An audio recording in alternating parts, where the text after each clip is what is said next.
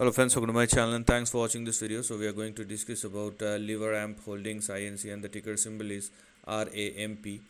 Now this is the price chart and you can clearly see a downside range opens up for RAMP stock, where we have two very important levels to look at on the upside, which are working as a major resistance level on top of it. So right now a downside is going on, and if you are looking for an upside, then let RAMP started trading and sustaining both above 40 and 47.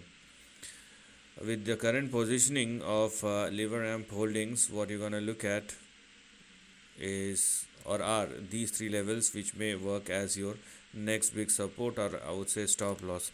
So with the current positioning and a downside move, we have our next big support at 9.64, and you have your big stop loss range in between 7.18 and 6.53. So technically you can expect the stock to move towards the lower end of the range with the current positioning we have here right now. And you may add some further more levels to look at, like next immediate support, or the stock next immediate support will be 15.5. If it falls below 15.5, then we have 9, then 7, then 6.5. This is how you're going to look at, but it's a downtrending range, no doubt about it.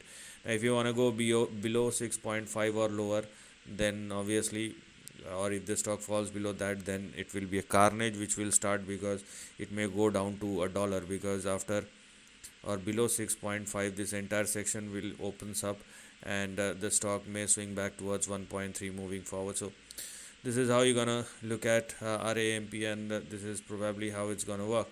So things are not looking good, and you have to be very skeptical about the move. One more thing, when I draw a line like this, okay, so you can clearly see it has already broken below this line. Okay, you may change it like this as well, and you may open for a bit, but the original line indicates a downtrending range and a range breakdown as well. It's not a range breakdown, but a shift in the price behavior. So this is the end of the video. Thanks for watching.